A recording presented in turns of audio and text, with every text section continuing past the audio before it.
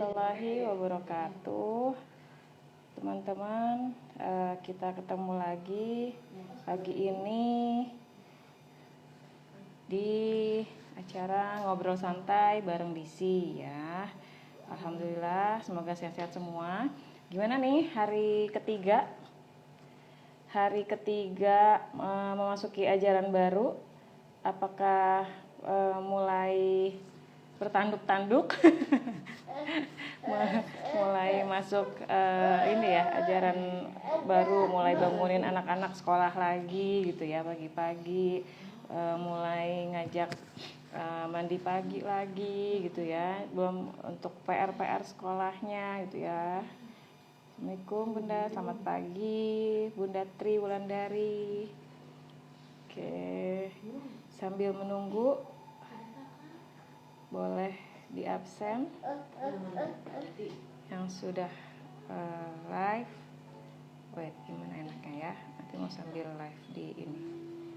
Nah, sini aja kali ya. Oke, wah ini dia sudah ada. Jadi hari ini kita akan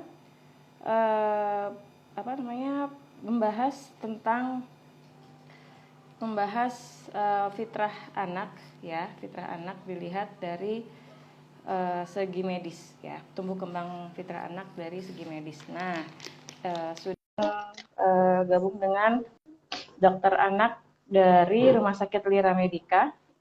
Ini kebetulan Masya Allah. Wah, halo, assalamualaikum dokter. Waalaikumsalam warahmatullahi wabarakatuh, Mbak Arini. Masya Allah, lagi tugas dok hari ini di rumah sakit? Iya, alhamdulillah ada waktu untuk disempatkan. Masya Allah, terima kasih banyak sebelumnya dokter Aulia Sama-sama, sudah Mbak Arini. Iya, berkenan. Ini dokter Aulia ini merupakan dokter anak ya Bun, di Rumah Sakit ya, Mira Medica gitu. Itu Rumah ya. Sakit Mira Medica itu di Karawang ya, untuk teman-teman yang di daerah Karawang nih. Tuh, nih rumah sakitnya kemarin aku intip-intip kan Instagramnya, wow, ini sekali ya, istilahnya rumah sakit ibu dan anak ya dok ya. Rumah Jadi, sakit umum, Mbak. oh rumah sakit umum, Heeh. oh oke, Oh, rumah sakit bukan ibu umum ya. anak, Oh, ya tapi semuanya bisa. ada itunya juga ya, semuanya ada, bisa, Masya Allah. Oke, silakan Bu Dokter untuk memperkenalkan diri terlebih dulu mungkin. Oke, Assalamualaikum warahmatullahi wabarakatuh, ayah bunda semuanya, sahabat sahabat anak-anak tentunya ya, ini dokter anak. Saya izin memperkenalkan diri, saya dokter Aulia. Saya berpraktik di Rumah Sakit Lira Medica Karawang. Senang sekali bisa bergabung untuk sedikit berbincang pada kesempatan pagi hari. Semoga semuanya bisa menyimak dan bisa bermanfaat untuk semuanya. Amin, alhamdulillah, Insya Amin. Allah. Ya, dok, ini pagi-pagi nih kebetulan sepertinya banyak ibu-ibu yang bisa stay tune ya, banyak yang bisa gabung, kemungkinan karena anaknya Alhamdulillah. masih pada sekolah nih ya. Wah, Jadi sudah ada mulai waktu ya. me time, iya sudah mulai Mm-mm. aktivitas sekolahnya gitu. Nah, Oke, ini berhubung udah mulai normal lagi ya dok, alhamdulillah ya dok, setelah udah kurang lebih offline 2 tahun lagi ya. ya, udah offline lagi 2 tahun lebih Alhamdulillah. pandemi, masya Allah ya, kita tadinya tuh kelihatan begitu pandemi tuh gelap banget ya dok, maksudnya ini sekolah apa Suram ya. online gitu kan ya, ngapa-ngapain terus dokter, Bikin sedih ya, Mbak. iya benar-benar nggak bisa kemana-mana gitu kan ya, apa ya, jadi ngelihatnya itu udah yang aduh, kasihan juga gitu kan ya, anak-anak di rumah Dilematis ya. terus gitu ya, heeh, tuh. Jadi apa, jadi kepikir juga gitu dok, itu gimana untuk dari segi ini ya dok, tumbuh kembangnya gitu ya dok, sebenarnya karena kan harusnya kan kita bisa main di luar aja itu udah berupa kayak stimulasi gitu kan ya sebenarnya Ya ya dok ya. benar. Gitu. Nah itu menghadapi bisa dibilang mungkin akan ada keterlambatan mungkin ya dok ya, secara tidak langsung ya dok, karena pengaruh kita nggak bisa keluar rumah dengan bebas ini. Nah itu apakah ada hal-hal yang terpengaruh secara tidak langsung gitu dok dalam tumbuh kembang anaknya ini dok? Ya, nah, tentunya pengaruhnya ada ya, terutama di bidang sosialisasi, terutama ke Hmm. sosialisasi terhadap guru sama teman-teman, di mana dengan sekolah tatap muka, hal-hal tersebut akan terjadi lebih mudah, lebih lancar, dan lebih terampil tentunya anak untuk mengasah keterampilannya. Nah, dengan adanya pandemi kemarin, keterampilan tersebut terpaksa tertunda ya.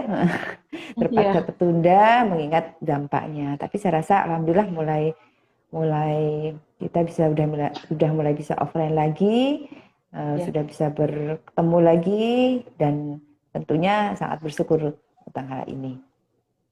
Iya, wah, Masya Allah. Nah, terus dok, perlu ada ini nggak sih dok, kayak misalkan tahapan-tahapan yang perlu dijaga gitu dok. Misalkan ini kan anak-anak nih rata-rata, apalagi bayi pandemi kan ternyata banyak ya dok ya, begitu di lockdown, terus ternyata banyak yang di rumah nih pada bahagia gitu ya. Jadi ternyata banyak lahirlah bayi-bayi pandemi ini gitu ya. Terus kemarin tuh sempat lihat tuh kalau di konten medsos gitu ya. Ini bayi pandemi ini begitu keluar rumah kaget ngeliat orang banyak gitu. Nah itu apa namanya gimana itu ya dok ya?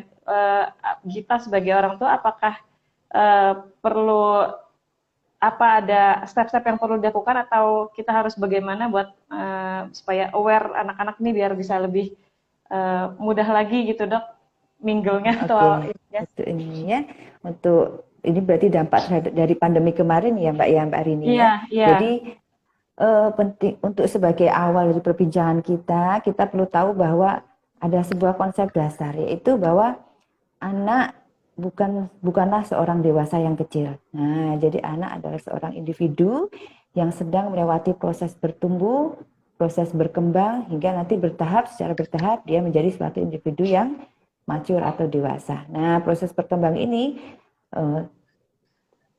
tumbuh kembang ini membutuhkan banyak hal. Nah, banyak kebutuhan dasar yang harus dimengerti terlebih dahulu oleh orang tua, termasuk salah satunya dalam hal perkembangan, yaitu bahasa dan sosialisasi. Yang ini sangat terdampak sekali waktu pandemi. iya Nah, untuk mengetahui hal itu, orang tua harus tahu sendiri, harus tahu lebih awal apa sih kebutuhan dasar anak itu. Jadi kebutuhan dasar anak terdiri atas 3 hal yang utama. Yang pertama adalah asuh, kemudian asah, yang ketiga adalah asih. Apa sih asuh itu? Nah, asuh adalah kebutuhan fisiomedis, yaitu ada kebutuhan ASI, kebutuhan empati, kebutuhan imunisasi, kebutuhan bermain dan berekreasi, nah, kebutuhan pemukiman yang layak, serta kebutuhan kebersihan diri dan lingkungan. Nah, sedangkan asa adalah kebutuhan untuk dilakukan suatu latihan sehingga selama berproses tumbuh kembang tadi dia dapat mengembangkan potensi-potensinya, termasuk di dalamnya kemampuan sosialisasi dan bicara ya.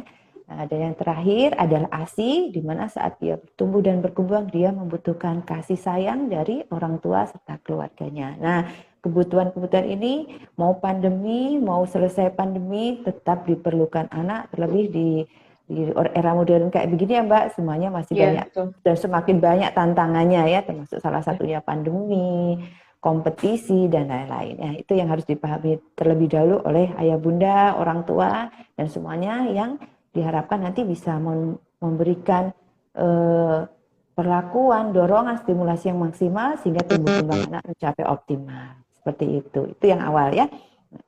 Masya Allah. Wah ya itu baru disebutin awal aja tapi kayak PR-nya udah banyak banget nih dok Oh iya bener. ini Kayak seperti kebayang ini ya nih contohnya. Kebutuhan imunisasi misalnya. Kayak iya iya kemarin waktu musim pandemi, anak relatif lebih jarang sakit ya Mbak ya, karena sedikit oh iya benar terpapar di sekolah. Nah sekarang Mm-mm. baru kurang lebih beberapa hari masuk, ternyata sudah banyak nih yang ke dokter anak. Dok, batuk, pilek, demam, baru 2 hari masuk sekolah. Nah itu mungkin salah satunya kebutuhan yang bisa diberikan kepada anak kita, misalnya pemberian imunisasi, apalagi pada anak-anak yang rentan, misalnya anak dengan kondisi khusus, ada yang punya asma misalnya, tapi kan sudah pengen sekolah nih. Nah, Mm-mm. anak yang dengan masalah-masalah lain mungkin perlu perlindungan lebih seperti itu. Iya wah Masya Allah dok nih pertanyaan sudah berderet ini dok sabar ya Boleh mudah-mudahan Insya silakan Allah ya. Dengan senang nanti hati Insya semoga Allah bisa akan kita menjawab dan bisa sambil membantu. bacakan. Iya, nah ini tentang Masya Allah nih ya. Terima kasih Bunda-Bunda yang sudah join nih.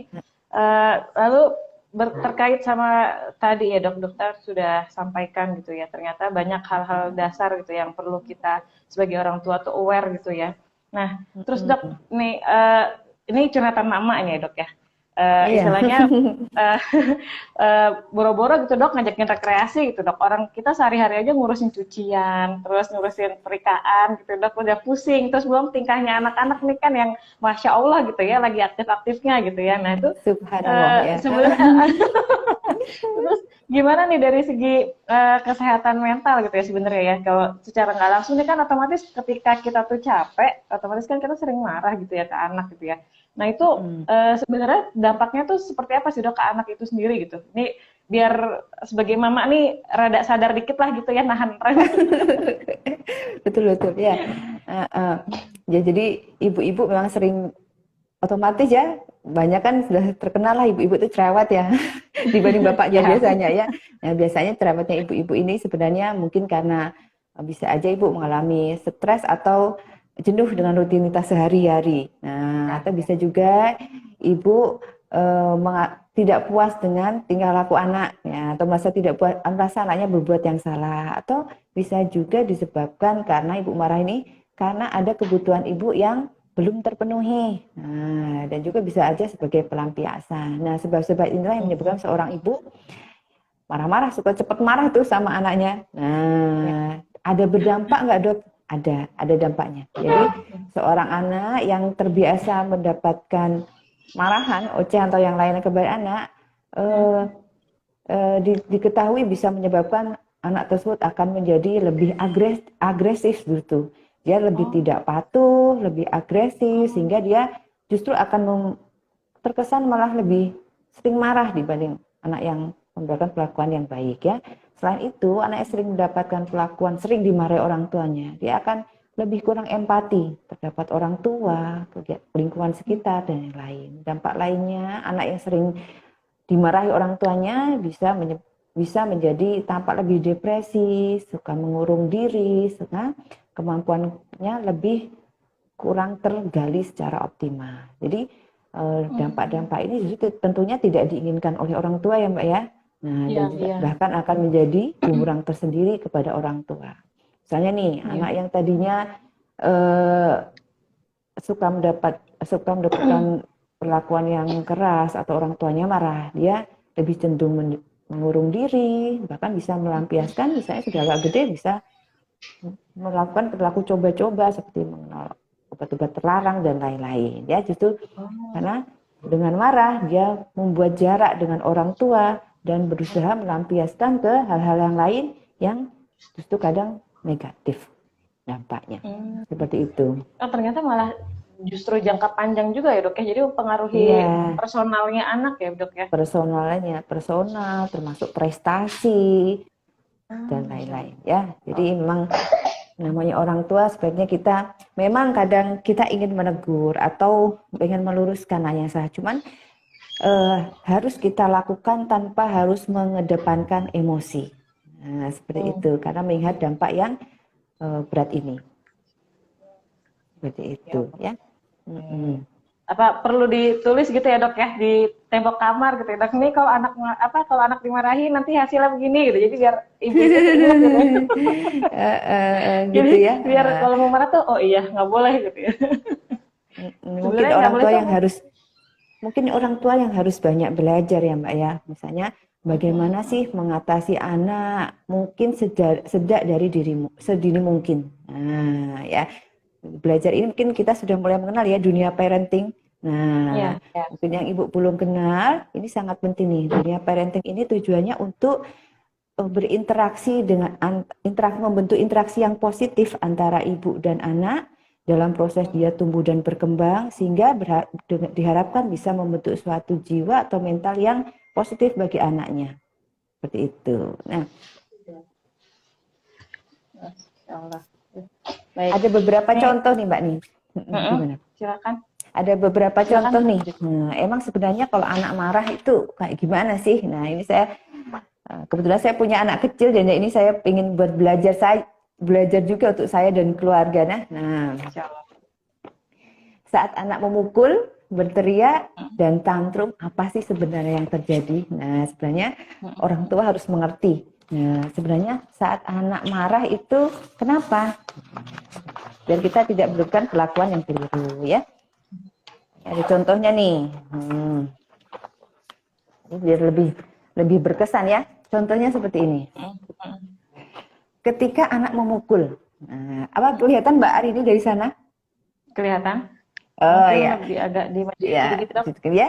Nah, seperti ini ya. Nah, ya.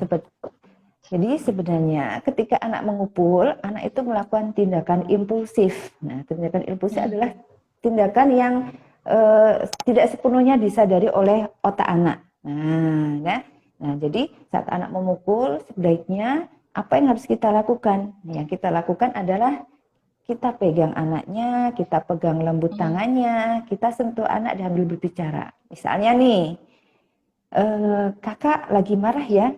Nah, kalau boleh tahu, emang apa yang membuat si kakak marah? Nah, coba ceritain sama mama, ceritain sama papa, ceritain sama ayah, seperti itu. Kalau kebanyakan yang terjadi di kita di kehidupan sehari, kenapa sih mukul? Jangan mukul, jangan mukul, jangan mukul, seperti itu aja ya. Nah, itu eh, kita sebagai orang tua kurang belajar, kurang berupaya untuk memahami sebenarnya apa yang dirasakan oleh si anak. Nah, jadi sebaiknya untuk mendukung tumbuh kembang dengan harapan nanti terbentuk pribadi yang baik sejak dari kecil, misalnya anak mulai suka memukul, berarti kita harus lebih dekat lagi, lebih berusaha mendekati anak lagi dan mencoba menyalurkan tindakan impulsif tadi, tindakan sebenarnya tidak disadari perlu anak untuk dialihkan ke hal yang positif. Nah, dengan memahaminya terlebih dahulu, kemudian kita alihkan tempat lain. Ya, coba nak, kenapa pengen memukul ya? Lagi ingin marah ya? Coba ceritain kenapa sih kok ingin marah. Nah, seperti itu. Mungkin tata bahasa kita harus sering diatur kembali, harus lebih diatur kembali ya saat bersama anak-anak kita sejak sedini mungkin. Kalau ini bisa dibiasakan sejak dari kecil, kedepannya insya Allah anak akan lebih dekat kepada orang tua sehingga kita tidak perlu marah-marah nih. Kita tidak perlu marah-marah dan bisa memberikan solusi yang terbaik untuk anak jika mendapatkan masalah kedepannya. Seperti itu ya. Berarti lebih difokuskan di komunikasinya ya dok ya, yang perlu kita latih ya sebagai orang tua ya. Ya kadang-kadang kan ngatin anak tantrum tuh yang udah naik darah duluan gitu dok. Jadi kadang-kadang lebih dulu mulut daripada otak gitu. Ini ada contoh lagi nih, kalau anaknya lagi tantrum, dia sedang menendang-nendang. Nah, ketika anak menendang, ya sebenarnya apa yang terjadi saat anak menendang? Dia sedang menahan emosi atau menahan amarahnya dan bersikap frustasi. Ya, jadi apa yang harus dilakukan?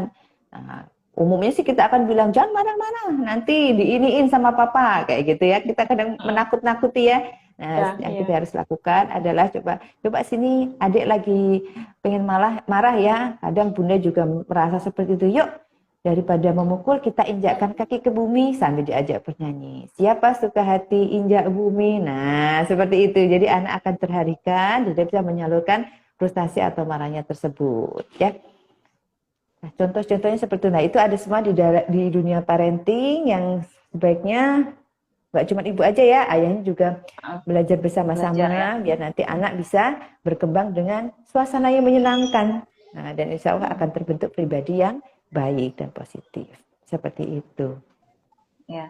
Wah, ini Masa Allah ini di komen udah banjir komen-komen dan pertanyaan nih dok, mulai sambil dicicil untuk jawab. Tadi ya boleh. Tadi ada yang sudah ada yang kita bahas nih dok, beberapa tadi sebenarnya pertanyaannya sudah terwakili. Ini dari Bunda Fidah Nafida. Halo dok, apa saja yang dibutuhkan kebutuhan nutrisi pada bayi dan balita untuk memenuhi gizi seimbang? Bagaimana cara memenuhi nutrisi dan gizi anak berdasarkan usianya? Baik, lagi bertanya tentang gizi nih dok. Ya, gizi ya benar. Gizi termasuk salah satu kebutuhan dasar anak, yaitu kebutuhan asuh ya. Ini pengasuhan itu ada termasuk gizi ya. Bagaimana gizi yang baik? Nah, yang pertama orang tuanya juga harus belajar, jangan lupa ya, gizi baik itu seperti apa. Nah, karena sebagian besar yang menjadi orang tua baru itu kurang paham Mbak Arini ya. Nah, karena kebetulan contoh nyata yang ada di masyarakat. Ibu-ibu baru terutama yang pendidikannya kurang, dia kurang tahu manfaat besar ASI bagi anak-anak. Nah, jadi tahu-tahu dia sudah menikah, tahu-tahu punya anak dan seakan-akan dia dapat benda ajaib gitu.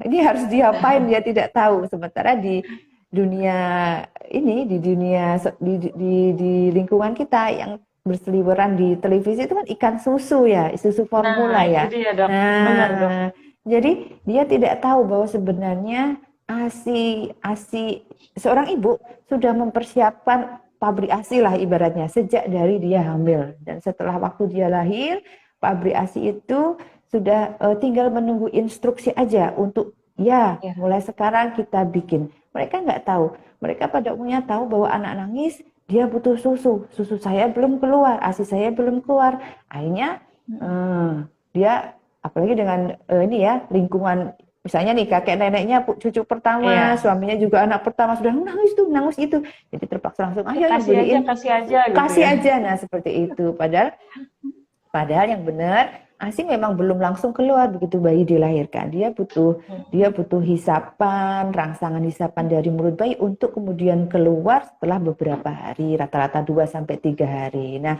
contohnya itu hal dasar yang harus sederhana yang hampir terjadi di setiap ibu baru. Nah, seperti itu. Padahal untuk memenuhi gizi seimbang seperti pertanyaan tadi, yang diperlukan anak adalah apa? Yang pertama, anak baru lahir dia butuh ASI, makanan terbaik yang tidak melebihi susu yang mahal apapun. Nah, ya, dia butuh ASI kurang lebih sampai 6 bulan. Dengan ASI diberikan secara eksklusif, kebutuhan anak insya Allah tercukupi dari ASI ibu. Nah, setelah 6 bulan, kebutuhan ASI tidak mencukupi lagi, perlu ditambahkan empasi. Nah, ini juga sering terjadi kekurangpahaman masyarakat. Bagaimana empasi yang baik untuk anak-anak. Contohnya aja ya Mbak Rini, Ya. kebanyakan ibu-ibu baru taunya empasi itu nasi bubur dengan sayur bayam, sayur brokoli, sayur wortel dengan macam-macam. Padahal pada anak yang sedang tumbuh dan berkembang, dua komponen utama yang menjadi ciri makanan yang dibutuhkan adalah tinggi kalori dan protein. Nah, protein ini sangat rendah sekali konsumsinya di negara kita. Protein berfungsi sebagai zat pembangun yang fungsinya untuk membangun. Saya sering berkata sama keluarga pasien, kalau bapak ibu kan sudah nggak membangun lagi ya, sudah segini-gini aja ya, tapi anak kita dia butuh tukang yang banyak. Tukang itu ada di kalori, di nasinya tadi.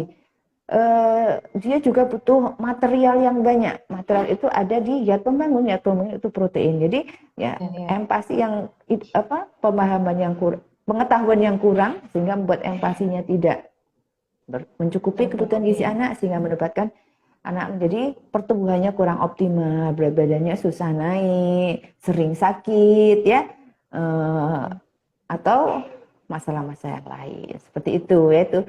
Itu empati. Setelah empati, selain dua tadi ya, kebiasaan makan yang baik juga, cara membuat kebiasaan makan yang baik untuk anak-anak juga belum banyak dikenali oleh ibu-ibu. Jadi sering banyak tuh anaknya, orang tua mengeluh, anak saya suka jajan dok, makannya susah. Ya, yang setelah saya simpulkan, ternyata memang tidak dikenalkan cara makan yang baik oleh keluarganya sejak usia 6 bulan itu. Jadi memang pengetahuan harus tahu ya.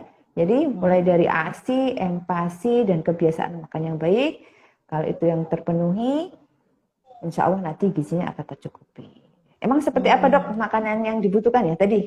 Untuk jawaban yang tadi ya, dia butuh zat gizi makro. Zat gizi makro itu ada karbohidrat, ada protein, ada lemak. Nah, sedangkan ada gizi mikro. Zat gizi mikro seperti apa? Ada zat besi, ada zinc, ada kalsium, ada cairan. Nah, seperti itu. Itu yang harus dipahami orang tua untuk menunjang biar pertumbuhan si kecil bisa optimal. Gitu ya. Jadi iya sih rata-rata kan kita taunya tuh empati ya udah nasi sama sayur gitu ya. Ternyata proteinnya ketinggalan gitu ya dok ya. Iya betul, benar. Protein hewani ya, terus terutama ya protein hewani. protein hewani ya. Oke. Nah terus dok tadi kan dokter bilang ada cara makan yang baik gitu. Nah itu emang sekalian di ini tuh makanan baik itu gimana dok? Ininya dok standarnya gitu. Kadang-kadang kan rata-rata kan ibu-ibu tuh ngajak anak makan sambil keliling komplek, naik sepeda gitu kan dok. Saya senang sekali nih bahasan ini ya. Yang pertama, intinya kita harus memberikan praktek pemberian yang makan yang baik. Jadi praktek pemberian makan yang baik, yang kita maksudkan adalah makanan padat ya. Karena kan makin besar, anak harus makin terampil ya. Nah, jadi berikan ASI dulu sampai 6 bulan atau makanan cair dulu sampai usia 6 bulan. Setelah usia 6 bulan, anak harus mulai diperkenalkan dengan makanan padat yang kita sebut dengan MPAS itu. Jangan sampai terlambat. Apabila diperkenalkan dengan terlambat, nanti keterampilan oromotor, yaitu otot-otot mulut, otot-otot penelan, ini kurang terampil sehingga saat usia misalnya 2 tahun dia nggak bisa mengunyah nasi, dia nggak bisa makan nasi, masih minum susu terus. Nah itu karena orang tua atau pengasuhnya tidak memperkenalkan di waktu yang tepat. Nah jadi harus ada tepat waktu. Waktunya tadi paling lambat usia 6 bulan dan anak sudah menunjukkan tanda siap makan, sudah bisa diperkenalkan empasi. Nah itu ya.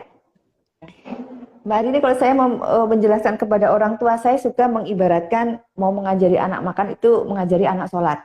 Saya suka mencontohkan seperti itu ya. Jadi kalau kita mau mengajari anak makan ya kita seakan-akan mau mengajari anak sholat. Kira-kira apa sih yang dibutuhkan kalau pengen anaknya bisa sholat seperti itu ya. Nah ya ini semuanya menyakup dari feeding rules, aturan makan. Yang pertama kita butuh kalau kita sholat kita ada waktunya ya Mbak Arini ya.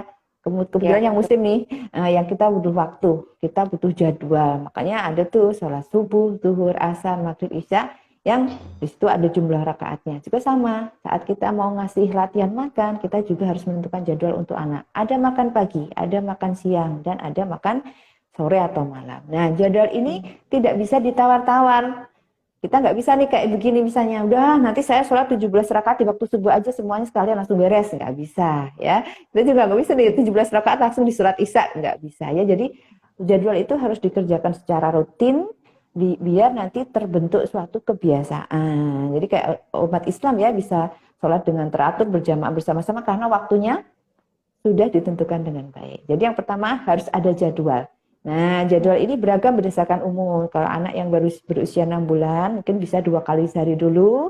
Nanti bertambah usianya, bisa ditambah menjadi 3 kali. Dan bahkan untuk anak-anak yang berusia 9 bulan ke atas, karena dia masih butuh energi yang banyak untuk belajar berdiri, udah mulai merangkak ya, merangkak sudah makin lincah tuh, belajar berdiri, belajar berjalan, dia butuh makanan utama bahkan bisa sampai 4 kali dalam sehari. Bisa sampai 4 kali makan nasinya.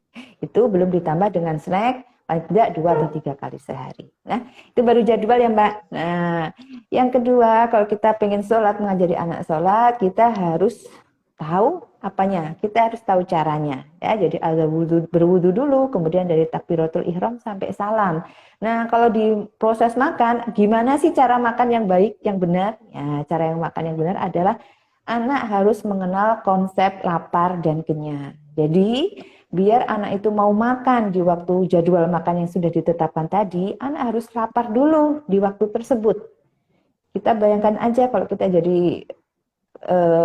kita sedang bekerja nih, baru makan jam 10, kira-kira jam makan jam 12, tentunya belum mood ya, belum mood untuk makan ya Mbak, karena masih kenyang. Sama, jadi biar dia mau makan di jam makan tersebut, 2 jam sebelum waktu makan, anak tidak usah dikasih apa-apa, termasuk ASI ibu, susu formula, cemilan, buah, permen, roti. Jadi hanya boleh diberikan air putih. Nah, yang kedua, cara berikutnya adalah cara makan cukup 30, maksimal 30 menit. 15 sampai 30 menit. Jika selama 30 menit anak belum menghabiskan makanan yang kita sediakan, kita tidak boleh memaksa anak. Nah, kita tidak boleh memaksa, kita hentikan proses makan. Seandainya ibu merasa kurang banyak, ibu bisa berikan tambahan tadi. Kalau yang masih menyusui diberikan ASI. Bisa ditambahkan misalnya roti, ditambahkan biskuit, kentang atau yang lain-lain. Ya, ditambahkan setelah jadwal makan dikerjakan. Nah, jadi jangan justru malah sebelum makan malah dijejelin cemilan gitu ya, kayak itu ya. Ya, kebanyakan daripada tidak makan kan mendingan dapat ini nyemil sedikit-sedikit. Nah, itu justru akan menghilangkan rasa lapar anak dan pada waktu jam berikutnya anak justru tidak akan mau makan. Nah, kemudian waktu makan harus dilewati dengan tanpa distraksi, tanpa gangguan, dengan yang menyenangkan. Contohnya seperti apa? Jadi waktu makan anak diajari untuk makan, bukan sambil diajak nonton TV, berkeliling di kompleks, sambil ngobrol sama ibu yang lain. Biar anak mengerti, itu adalah tugas yang harus dikerjakan. Sebagaimana kita ngajari, kamu harus sholat. Tidak bisa kita ngajari sholat, tetapi dengan melihat tuh ada odong-odong tuh, yuk, Allahu Akbar, kan bisa ya. Nah, ya seperti itu. Yang terakhir adalah contoh. Jadi kalau pengen anak-anak kita bisa melakukan ibadah sholat, orang tua juga harus menyontohi dengan sholat di rumah, sholat tepat waktu di rumah, sehingga kita menjadi teladan bagi mereka. Jadi orang tua biasakan sarapan dulu sebelum berangkat bekerja. Kalau ada waktu di rumah, sempatkan makan bersama, beri kesempatan anak untuk makan sendiri, dan kita berikan contoh yang baik. Kurang lebih seperti itu, Mbak Arini. Insya Allah paket komplit nih pertanyaannya dan jawabannya. Luar biasa, Iya. dokter. Nah, dok, ini beberapa pertanyaan mirip-mirip nih, dok. Saya bacakan salah satunya sebagai perwakilan ya, dok. Dari Bunda Boleh. Lita Rafika 17. Dokter, apa sih tanda anak mengalami overstimulasi? Lalu kapan orang tua perlu pergi ke klinik tumbuh kembang? Nah, ini dok, rata-rata tuh beberapa yang di chat ini, di komen ini pada bilang takutnya speech delay gitu, dok. Ternyata umur sekian belum bisa lancar berbicaranya gitu, dok. Nah, ini kapankah perlu diperiksakan ke klinik tumbuh kembang gitu, dok, atau ke rumah sakit gitu, dok? Ya, boleh. Jadi orang tua harus mengetahui tentang fitrah bahasa pada anak ya. Jadi fitrah bahasa pada anak adalah seperti ini. Anak usia 2-3 bulan pada umumnya anak sudah bisa kuing. Kuing itu bisa mengucapkan suara misalnya el, au, kayak gitu ya. Nanti berusia 6 bulan, 6 bulan sampai 9 bulan, anak sudah mulai bisa mengucapkan suku kata, silabel. Mama, papa, dada itu sampai usia 9 bulan. Nanti 9 bulan sampai 12 bulan, anak sudah bisa mengucapkan satu kata spesifik, misalnya mama, papa, dada. Nah, itu satu kata spesifik. Dan keterampilan ini akan terus berlanjut dan akan lebih banyak kemajuannya. Sampai nanti di usia kurang lebih 1,5 tahun, dia sudah bisa mengucapkan lebih dari 50 kata, anak umur 1,5 tahun. Nah, ini klukunya yang penting ya, anak 1,5 tahun dia bisa mengucapkan kurang lebih berapa tadi? Lebih dari 50 kata ya. Kemudian untuk anak di atas 3 tahun ke atas, 75% kata-katanya sudah bisa dimengerti oleh orang lain, yaitu di luar orang tua dan pengasuh.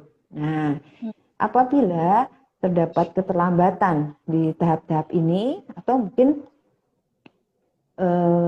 kemunduran, misalnya sebelumnya dia bisa bicara, kemudian dia tiba-tiba tidak bisa bicara karena suatu hal, ini adalah tanda-tanda adanya gangguan bahasa. Nah, keterampilan bahasa ini biasanya diawali dengan anak mengucapkan kata-kata, suku kata belakang terlebih dahulu. Misalnya minum, anak akan berkata num, num, num. Nah, nanti bertambah waktu, keterampilannya akan membaik sehingga kata tersebut akan bisa diucapkan secara utuh dan jelas. Seperti itu. Jadi kita perlu waspada apabila di usia 1 tahun dia belum bisa mengeluarkan satu kata. Di usia 2 tahun dia belum bisa membuat kalimat sederhana yang terdiri atas 2 kata. Di atas 3 tahun kata-katanya belum bisa dimengerti oleh orang lain di luar orang tua dan pengasuh. Atau bila terjadi kemunduran, kita patut mencurigai ini ada gangguan perkembangan bahasa yang perlu ditindaklanjuti. Jadi kita perlu ke rumah sakit atau konsultasi ke dokter anak untuk dicari tahu sebab dari keterlambatan ini apa. Itu seperti itu, Mbak Rini. Jadi harus tahu klukunya dulu ya, biar nanti nggak terlambat. Baru 3 tahun baru ini loh kok belum bicara, Dok, ngomongnya baru bisa, atau ngomong nggak jelas, atau baru satu kata, itu terlambatan ya. Harus tahu klukunya dulu biar orang tua lebih aware lebih dahulu ya. Jadi jangan sampai terlambat juga ya, Dok ya, perlu benar-benar dicek, kita harus tahu panduannya. Kapan dia? Dari umur tadi ya, Dok ya, insya Allah. Nah ya, lalu Dok, kalau tadi kaitannya itu ada lagi nih, Dok, pertanyaannya, sejak kapan orang tua bisa memahami karakter dan sifat anak? Karena anak saya 4 tahun menjadi pendiam saat berada di luar rumah.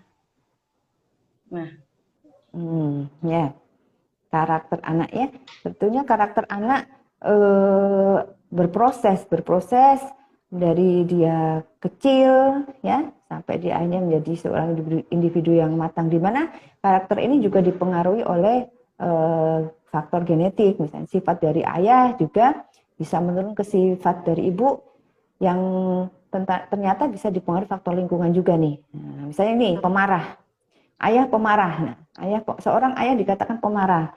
Ternyata dari sehari-hari ayahnya kurang perhatian sama anaknya. Jadi anaknya baru melakukan kesalahan sedikit, dia langsung marah-marah. Nah, ternyata sifat pemarah ini diterima oleh akal si anak, oleh otak si anak, dan dicontoh untuk kedepannya. Jadi di lain faktor gen, faktor lingkungan, gimana perlakuan orang tua kepada juga mempengaruhi sifat anak. Jadi bisa mulai tumbuh dari kecil ya, dari kecil sejak dia mulai berinteraksi kepada orang tua itu bisa mulai terbentuk karakter anak. Jadi kita harus kalau ingin membentuk karakter yang baik, kita juga harus memahami anak itu bukan mengingat waktu setelah berapa tahun dok, enggak, dari kecil. Nah, saya sejak dari bayi dia tahu kita mengetahui tanda lapar pada anak. Nah, ternyata anak lapar, bayi yang lapar itu ada tanda-tandanya, tanda awal dia mulai menggerakkan pipinya. Nah, saat ada benda dia sudah menoleh ke benda yang disentuhkan di pipinya. Nah, apabila kebutuhannya tidak terpenuhi, dia mulai menggerakkan kepalanya, udah mulai oleh ke kanan kiri mencari ASI ya, mencari susu atau ASI ya. Kemudian kalau tidak terpenuhi lagi, dia akan tangan kakinya akan bergerak semua. Itu tanda-tanda lapar bayi yang bisa dikenali sejak dari awal yang akan berlanjut terus kan itu. Nah, kita kalau lebih dari awal memahami karakter anak dari bayi, udah memenuhi kebutuhannya, tindakan-tindakan atau karakter yang tidak kehendaki bisa dicegah. Ya, seperti itu. Otomatis anak kalau misalnya lapar kan, kalau nggak dipenuhi dia akan marah-marah tuh. Nah, seperti itu. Tapi anak yang dia kebutuhannya terpenuhi dengan segera, dikenali dengan baik orang, karakternya akan lain. Katanya itu akan lebih tenang anaknya, nggak suka marah. Jadi gitu. Berarti bukan melihat kapan waktunya, tapi sejak awal, sejak bayi lahir, kebiasaan, bahasa tubuh, kebutuhan anak itu harus dikenali karena dengan terpenuhinya kebutuhan tersebut dengan baik, karakternya juga akan terbentuk dengan baik.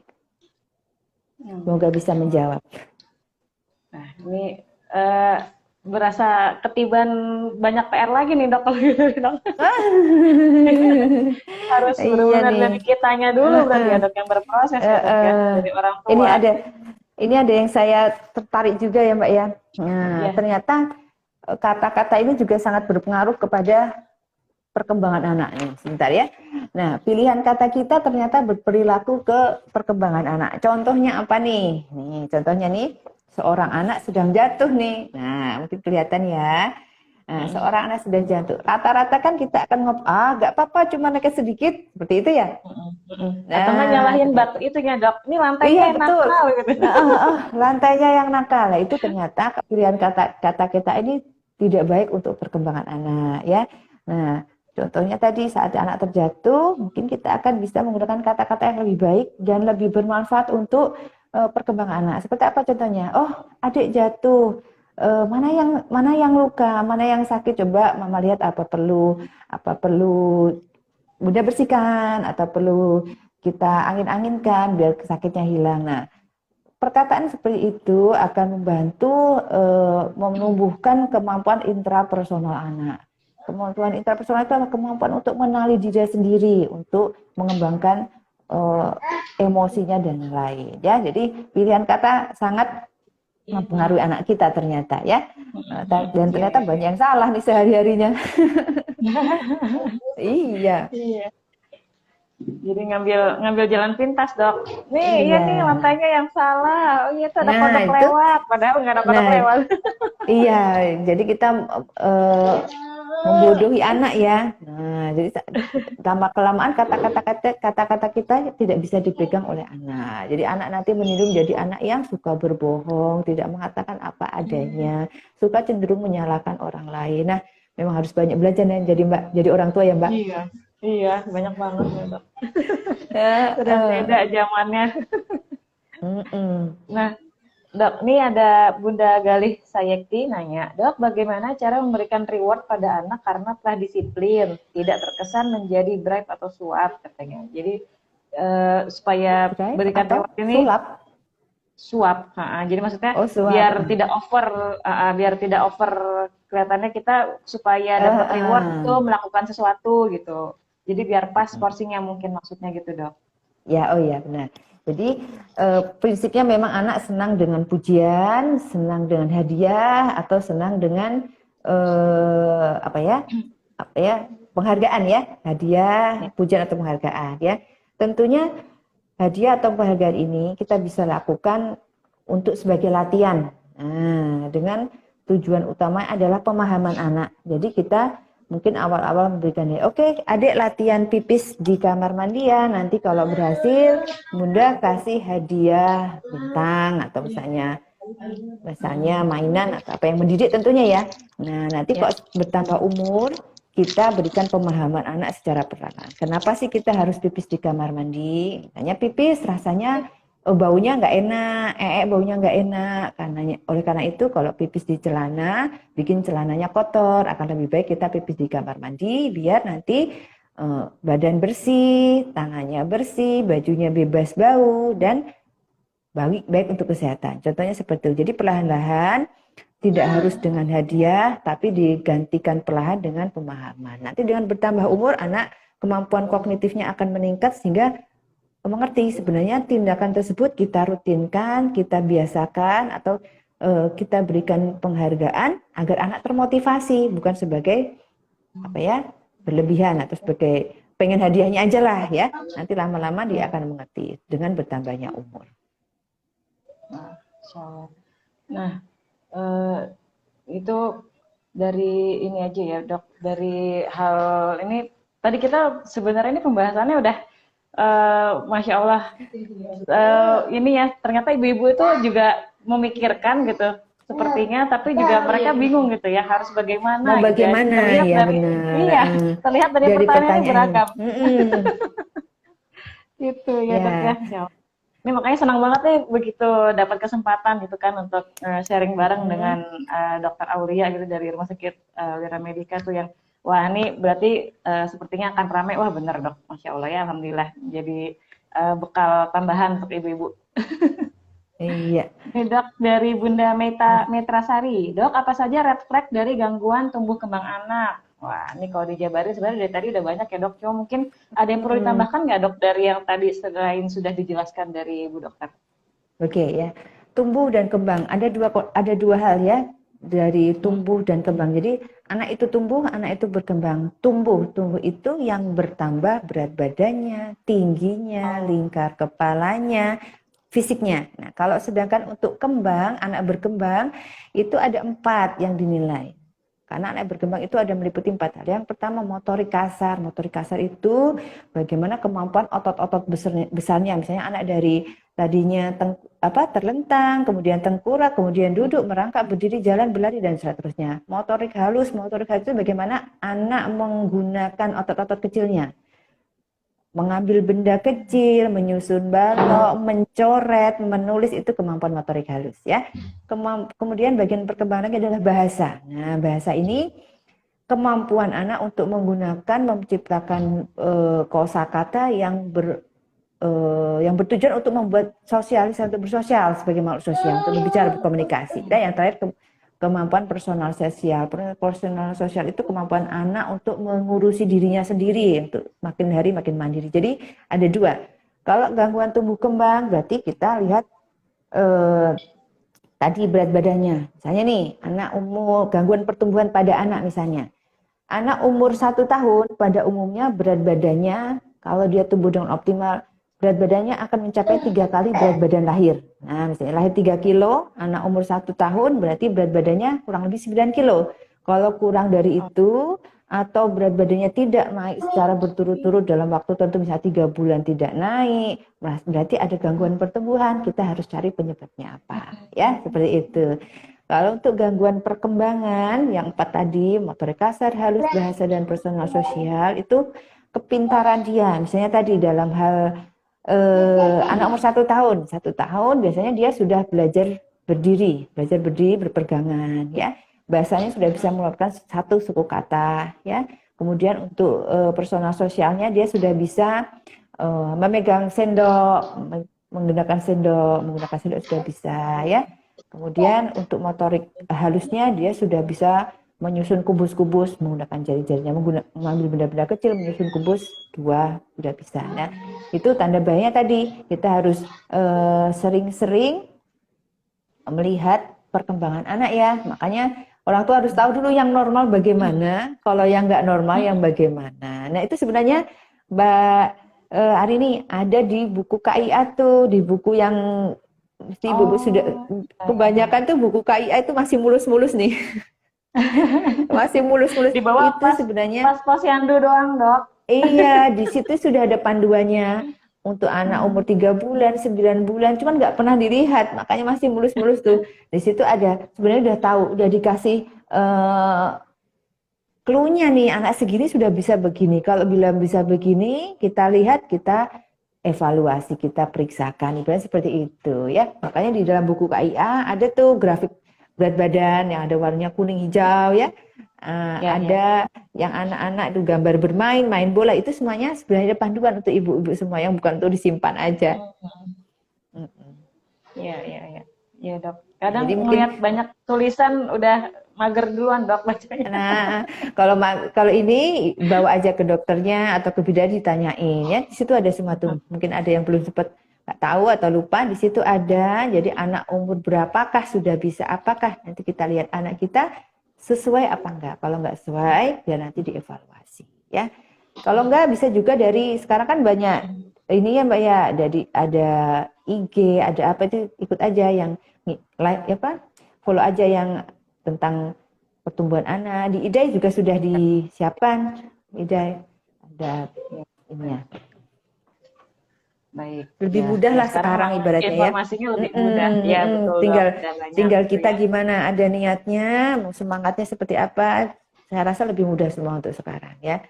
Iya, iya. Jadi saya lihat juga di Instagram Rumah Sakit Lira Medica tuh sudah ada gitu beberapa gitu ya tuh silakan di follow tuh ya. Jadi Ya, teman-teman bunda-bunda itu ya suka ada tips-tipsnya gitu dan di Instagram Diri Castle juga kadang-kadang suka kita posting gitu ya. Jadi saling mengedukasi gitu ya sesama ibu gitu ya. Nah, nih Dok, ada pertanyaan dua lagi mungkin ya Dok pertanyaannya ya Dok. ya boleh. Dok, apakah pola pengasuhan dalam mendidik anak yang berbeda antara ayah dan ibu akan mempengaruhi tubuh kembang anak? Nah, jadi ayah ibunya Ya, nih belum bersepakat tentang pengasuhannya nih dok, bagaimana dok? ya benar-benar. Nah itu sangat penting juga nih. Eh, Pola asuh harus sesuai, harus sama lah, harus sejalan antara ayah dan ibu ya. Jadi kalau tidak sejalan, anak akan bingung mana yang sebenarnya saya pilih. Nah itu justru malah berbahaya. Contohnya nih, ada yang bilang begini, contoh aja ya, handphone misalnya. Ibunya udah tahu nih, banyak nih anak yang jadi terlambat bicara gara-gara kebanyakan main handphone, malas bermain keluar saat ada teman-teman main handphone. Ibunya melarang, nggak usah ya kakak, nggak usah. Nah begitu ada papanya, ibunya sudah melarang nggak usah si ayahnya biarin aja sih. Nah itu akan membuat seorang anak menganggap tindakannya dibenarkan oleh sang ayah. Nah, yang ini tentunya akan membuat seorang ibu tidak didengar. Nah, jadi malah justru akan membuat seorang ayah itu merasa menyalahkan ibu dengan mendapat pembelaan si anak. Ini sangat penting sekali. Memang seorang orang tua harus kompak. Kalau bisa, kalau misalnya ada yang belum sepakat, salah satu diam dulu. Saat anaknya tidak ada, baru didiskusikan. Loh, saya kan anak ini sudah mulai kebanyakan nih megang handphonenya nih. Kita harus batasi dengan alasan begini, begini, begini. Nah, itu harus dibuat kesepakatan. Kemudian di depan anak baru disampaikan kakak, misalnya waktu jam bermainnya sudah terlewat. Ini tidak baik. Kakak harus mengikuti dengan tujuan begini-begini. Kalau diutarakan atau disampaikan oleh kedua orang tua, seorang anak akan patuh. Berarti ini adalah aturan yang dibikin oleh keluarga. Jadi tidak bisa. Kalau anak-anak yang satu bolehin, yang satu nggak bolehin, pasti insya Allah, anaknya akan jadi pengaruhnya jelek ke anak. Jadi membangkang, lebih memilih salah satu, dan akibatnya yang tidak didukung saya ibu tadi, jadi disepelekan untuk anak jadinya. Itu sering terjadi tuh memang. Jadi harus kompak dulu.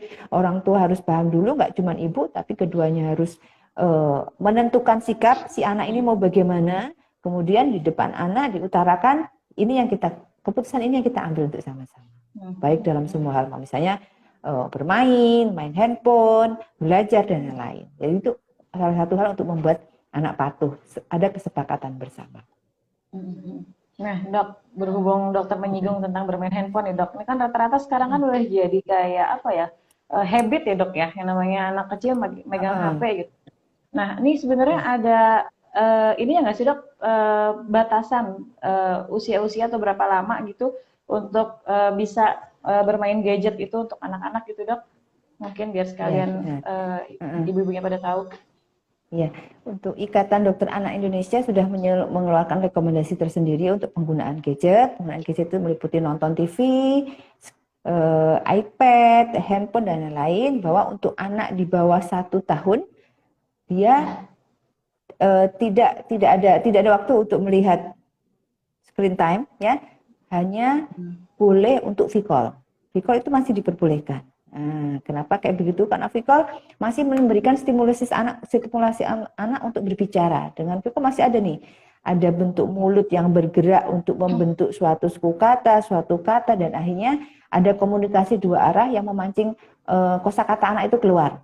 Nah, tapi kalau untuk yang lain tidak dianjurkan, mau itu game edukatif, game interaktif, tidak dianjurkan untuk anak di bawah 1 tahun. Anak untuk usia 2, anak prasekolah ya, untuk prasekolah maksimal diberikan waktu 1 jam, itu pun dengan pendampingan, bukan sekedar dikasihkan dan dibiarkan. Contohnya seperti apa nih pendampingan itu? Misalnya nih ada apa ya, video Dora lah contohnya ya, video Dora. Jadi ibunya ikut duduk di situ memperlihatkan. Nih ada Dora, lihat Doranya membawa tas, coba sebut tasnya warna apa. Nah, seperti itu. Oke, nanti anak menjawab tuh, warna kuning. Oh iya, pintar. Anak dikasih apresiasi ya. Oh, Dora bersama sahabatnya. Monyetnya ya, sahabatnya monyet kalau nggak salah ya. Nah, coba lihat monyetnya punya kaki berapa, coba sambil. Jadi sambil didampingi, bukan sekedar gadgetnya atau handphonenya diberikan, ibunya sibuk melakukan pekerjaan yang lain atau bapaknya ngobrol, bukan seperti itu. Maksimal 1 jam, makin sedikit semakin baik, ya, maksimal 1 jam, itu pun dengan pendampingan orang tua. Ya. Itu batasan dari IDAI. Nah, berarti kalau yang sudah bersekolah nih, Dok, seandainya sudah usia SD gitu, Dok, ini anakku aja, Dok, anakku kan masuk usia 9 tahun ya tahun ini, dan memang nggak kita pegangin HP gitu. Dia udah mulai protes nih, Dok. Bun, kenapa aku nggak dikasih HP? Teman-temanku pada pegang HP semua, kata dia gitu. Nah, itu untuk anak yang udah mulai bisa seperti itu tuh, mengerti ya, gimana? Iya, sudah paham gitu. Aku jadi nggak bisa main ini apa, bahasanya mabar ya, main bareng ya gitu ya. Oh, main bareng. Jadi yang main game online itu kan kadang-kadang suka pada main bareng gitu. Aku jadi nggak bisa main online bareng gitu. Aku sih selama ini bilangnya baru yang nanti, belum cukup umur, nanti kalau udah 11. Tapi kan anak-anak kan nggak akan mau paham dari sisi situnya kan ya, Dok ya. Nah, terus bagaimana nih, Dok, cara kita untuk mengedukasi dan diskusinya? Ya, kita sampaikan dulu manfaat handphone yang utamanya, misalnya ini fungsinya untuk berkomunikasi. Kita bisa pakai kok, sekarang juga kita pakai untuk telepon, untuk video call, seperti itu. Kalau kakak pengen main, mungkin masih boleh, asal ada dibatasi dan didampingi tadi ya. Boleh ya Kak, kalau kita main boleh ya. Tapi mainnya sambil didampingi sama bunda dan maksimal 1 jam. Coba lihat jam, misalnya jam itu nanti kalau 1 jam itu berarti dari angka 3 ini sudah sampai geser ke angka 4, sudah sampai angka 4 berarti selesai ya. Dibikin kesepakatan dari awal terlebih dahulu. Nah, kalau memang dikerjakan juga nggak apa-apa, misalnya seminggu sekali dan dengan pendampingan. Setelah maksimal 1 jam kita cukupkan. Yang penting kita komitmen dulu antara orang tua, ayah dan ibu sama anak di awal sebelum memperkenalkan. Biar dapat manfaatnya dengan meminimalkan efek samping ya. Sambil ditunjukin juga nih, ternyata mainan nggak cuma itu loh kakak, mainan juga banyak. Kita bisa main pasir, bisa main lompat tali, bisa berenang, bisa main boneka kan, yang juga tidak kalah menyenangkan. Gitu. Ya, baik. Ya, betul, Dok. Ya, zaman sekarang ini ada Bunda Fidah Nafidah nih, masih standby insya Allah. Zaman sekarang serba digital, bahkan sekolah pun daring katanya. Ya, itu ya. Jadi kemarin pagi pas lagi pandemi ya, Dok ya, serba salah ya, Dok. Di satu sisi gadget nggak boleh, tapi di satu sisi semua kita sekolah ini pakai gadget gitu kan ya, Dok. Jadi jadi begitu sekarang udah mulai masuk offline, udah mulai jet lag lagi nih, gimana caranya buat nyapih dari HP gitu. Rata-rata ibu kayak gitu. Insya Allah bisa lah. Nah, Nanti asal kita berikan perhatian, kita kasih stimulasi ya. Yang punya anak-anak, sempatan waktu untuk anak-anak untuk bermain. Banyak kok yang lebih menyenangkan di luar HP, asal ada tekad dan kemauan dari orang tua untuk mengajak anak itu bermain. Ya. ya, baik. Nah, Dok, di pertanyaan terakhir dari Bunda Hanifah Novita, Dok, bagaimana strateginya agar bisa menumbuhkan kepercayaan diri anak di luar agar tidak hanya jago kandang saja? Nah, nih banyak nih Dok sebenarnya mungkin ya kayak gini ya. Jadi di rumah tuh jago ya apa segala macam galak gitu ke anggota keluarga lain gitu. Di luar rumah Mm-mm. dia mau ini aja takut-takut gitu ya. Ya, nih. Berarti dari saya mencoba menjawab, mungkin dari awal kita harus latih rasa percaya diri anak ya, termasuk contohnya tadi dari bahasa nih. Nah, untuk yang bahasa biar menumbuhkan rasa percaya diri adalah contohnya seperti ini. Nah, mana ya tadi ya? Contohnya seorang anak kan suka meniru ya Mbak ya. Nah, Ya. saat melihat orang tuanya mencoba menyapu misalnya ya, dia udah mulai pegang-pegang sapu tuh. Nah, kebanyakan orang tua juga udah sini mama aja, papa aja kayak gitu. Nah, itu salah satu kata-kata kecil yang ternyata berdampak pada rasa percaya diri anak. Akan lebih baik kalau kata-kata tersebut kita ganti, oh ya kakak mau mencoba, coba lakukanlah terlebih dahulu. Nanti kalau dia misalnya kurang sempurna atau ada kesalahan, jangan langsung mengatakan oh bukan seperti itu, kurang bersih, kamu nggak beres bikinnya. Itu kata-kata yang akan uh, menghambat rasa percaya diri anak. Nah, sebaiknya mungkin dievaluasi terlebih dahulu bagaimana peran orang tua, cara sikap orang tua terhadap anak sejak kecilnya bagaimana, jangan-jangan ada yang keliru. Tidak ada kata terlambat untuk belajar dan lebih baik ya, mungkin diperbaiki dari hal-hal yang kecil itu yang nanti akan berpengaruh ke rasa percaya diri anak.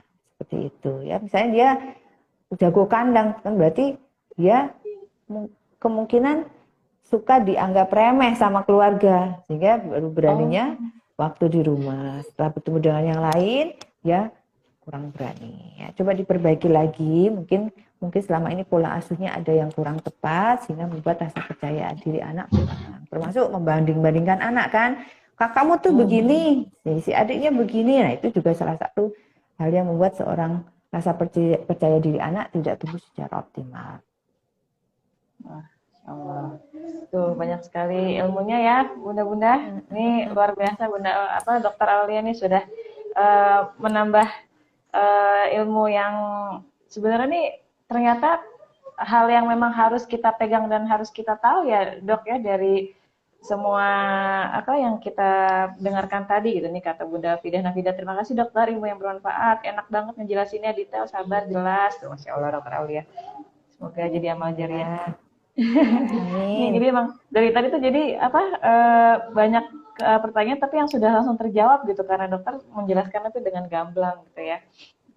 Sudah Ya, di ini. terima Nah, nggak kasih. terasa nih dok, sudah 2 menit lagi kita ini mungkin ada kalimat-kalimat buat penyemangat ke orang tua, ke emak-emak nih dok yang bisa untuk tetap bersemangat menemani harinya Iya, anak-anak. ya, terima kasih.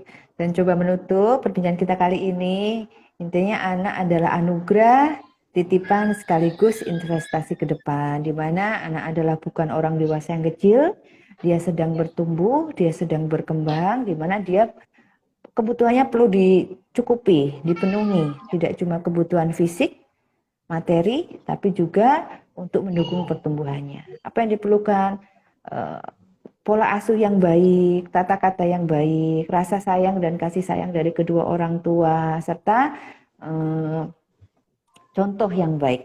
Nah, dengan diharapkan dengan hal-hal tersebut, insya Allah pertumbuhan anak akan menjadi optimal dan gangguan-gangguan pertumbuhan maupun perkembangan dapat dihindarkan.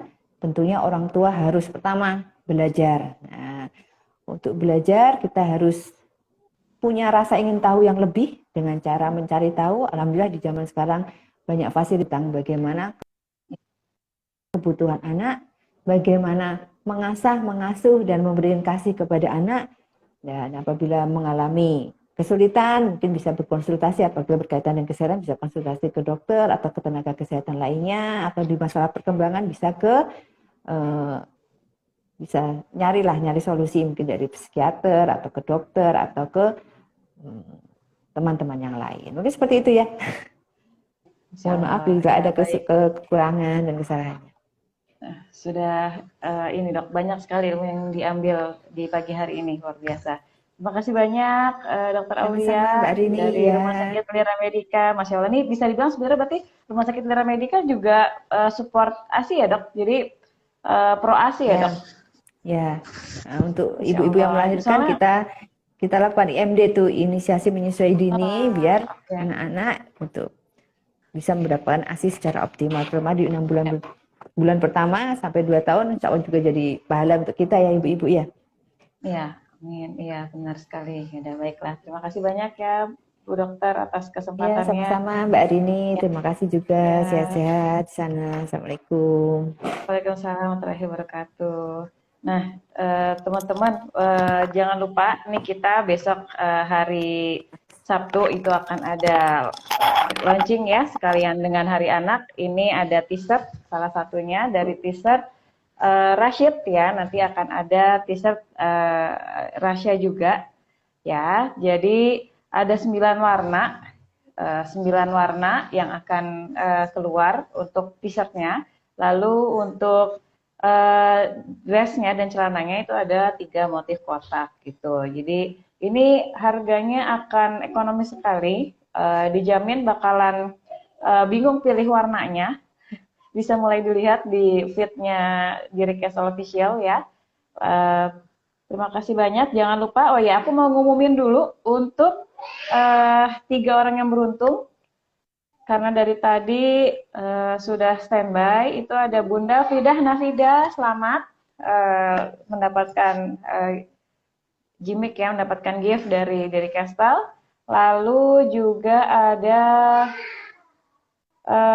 Bunda Hidayati Ai ya.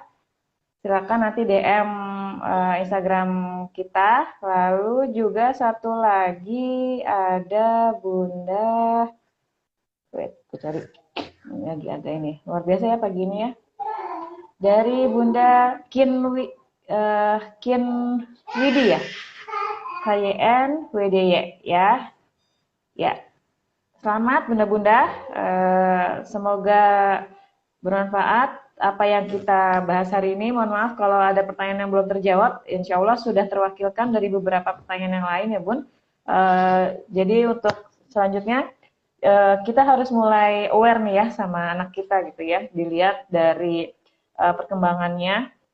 Bisa coba googling atau bisa juga ke rumah sakit atau ke klinik tumbuh kembang sambil dilihat aja gitu. Misalkan udah setahun gitu, yaudah kita kunjungan yuk ke klinik tumbuh kembang gitu, sambil dilihat. Mungkin sepertinya perlu juga itu hal itu kayak gitu dilakukan ya, biar mengantisipasi gitu agar jangan sampai kita terlambat gitu ya. Oke, baik segitu dulu pagi ini obrolan kita. Sampai ketemu lagi minggu depan ya. Sampai ketemu lagi minggu depan. Bahasannya akan beda lagi tentunya seputar kebutuhan emak-emak nih ya. Nah, insya Allah Biar Castle akan hadir tiap minggunya menemani bunda-bunda untuk belajar bareng. Oke? Ada di Shopee nggak Bun? Ya ini produknya produk PO, jadi nanti kalau di Shopee-nya setelah ready mungkin sekitar awal Agustus ya Bun kalau mau di Shopee-nya. Gitu. Oke. Terima kasih banyak mudah-mudahan sudah join. Pamit dulu. Assalamualaikum warahmatullahi wabarakatuh.